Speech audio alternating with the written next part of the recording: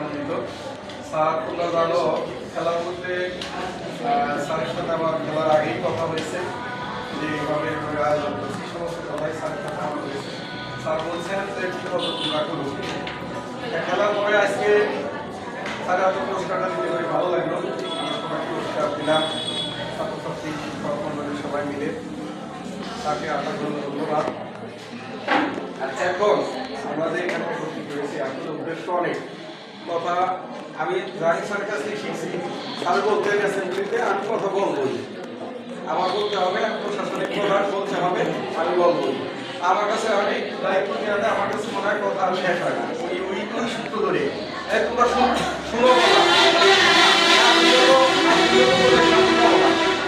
হবে। আর যেহেতু স্কুলের কিছু প্রশাসনিক গুরুত্বপূর্ণ সিদ্ধান্তের কথা আমি তোমাদের জানাবো। আমি অ্যাসেম্বলিতে বলছি, আবার এখানে স্যারের সামনে। প্রথমত হলো ষষ্ঠ শ্রেণী নিয়ে আমি কথা বলবো। ষষ্ঠ শ্রেণীর মধ্যে আমরা 50 ছেলে মেয়ে এখানে ভর্তি হয়েছে। আমরা মোটামুটি সন্তুষ্ট এবছর মনে করি, আর একটু হলে বেশি সন্তুষ্ট হইলাম। তোমাদের আমি অ্যাসেম্বলিতে বলছি তোমাদের অলরেডি রেজিস্ট্রেশন শুরু হয়ে গেছে, রেজিস্ট্রেশন কার্যক্রম চলছে। 3 সদস্য বিশিষ্ট কমিটি আমি করে দিছি, আব্দুল রাহিম, সুকেশ বিশ্বাস এবং মোহাম্মদ জাকারিয়া। এই 3 সদস্য বিশিষ্ট কমিটি এই রেজিস্ট্রেশন সমস্ত কার্যক্রম সম্পন্ন করবে সঠিক টাইমের মধ্যে, নির্ধারিত টাইমের মধ্যে, শিক্ষক-শিক্ষিকা কর্মচারীবৃন্দ অলরেডি তোমরা জানছো টাকা রেজিস্ট্রেশন ফি তোমাদের দিতে হবে। এখানে আমি কি বলে দিই পরিষ্কারভাবে, বোর্ডের যে খরচ সেই খরচ সহ তোমাদের রেজিস্ট্রেশন ফি ধরা হয়েছে 300 টাকা করে। 300 টাকা এবং ছবি 2 কপি ছবি এবং এনআইডি কার্ড পাবো, আমার জন্ম নিবন্ধন। এটা যত দ্রুত সম্ভব 10 তারিখের মধ্যে তোমরা এই 3 জন স্যারের সাথে যোগাযোগ করে কার্য সম্পন্ন করবা। এরপরে আছে উপবৃত্তির ব্যাপার, সেটা যখন আসে তখন তোমাদের জানানো হবে। ষষ্ঠ শ্রেণী, অষ্টম শ্রেণীর উদ্দেশ্যে খুবই গুরুত্বপূর্ণ। তাদের সামনে এবছর আমরা জুনিয়র বৃত্তি পরীক্ষায় অংশগ্রহণ আমাদের ছেলেমেয়েরা করছি, যদিও 4 জন ছিল, পরে 2 জন গেছে আর 2 জন যায় নাই। এবছর আমরা জুনিয়র বৃত্তি পরীক্ষার জন্য প্রস্তুতি এখন থেকে শুরু করবো। যারা এগিয়ে আসো তাদের কারা কারা আমরা সিলেক্ট করবো, তোমরাও আগ্রহী যারা আসো সাথে সাথে কথা বলো। আমরা জুনিয়র বৃত্তির জন্য প্রস্তুতি আগামী মাস থেকে ইনশাল্লাহ শুরু করবো। বন্ধের পর অর্থাৎ পূজার পরে, বন্ধের পর থেকে আমরা ইনশাল্লাহ এই কার্যক্রম শুরু করবো। সমস্ত স্যাররা যে পরামর্শ দেন সেই অনুযায়ী আমরা কাজ করবো। নবম শ্রেণী, নতুন নবম শ্রেণীর রেজিস্ট্রেশন এখনো শুরু হয় নাই।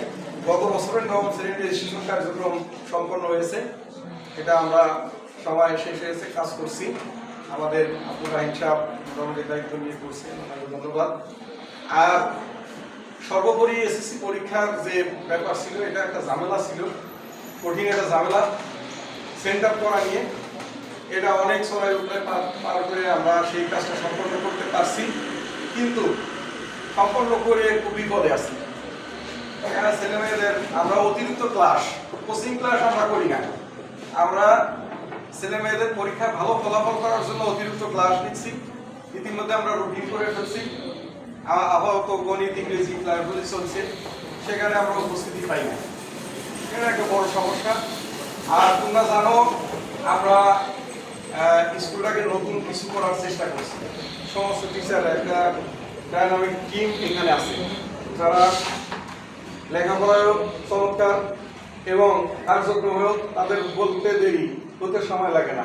আগে যেটা ছিল ওই ঝিমিয়ে পড়া থেকে আমরা কিছুটা বের হয়ে গেছি, এখন আমরা খুব চমৎকারভাবে আগায় যাওয়ার চেষ্টা করছি। তোমরা যারা ছাত্রছাত্রী অনেকেই জানো যে আমরা সন্ধ্যার পরে কেউ বাড়িতে থাকি না, টিচাররা।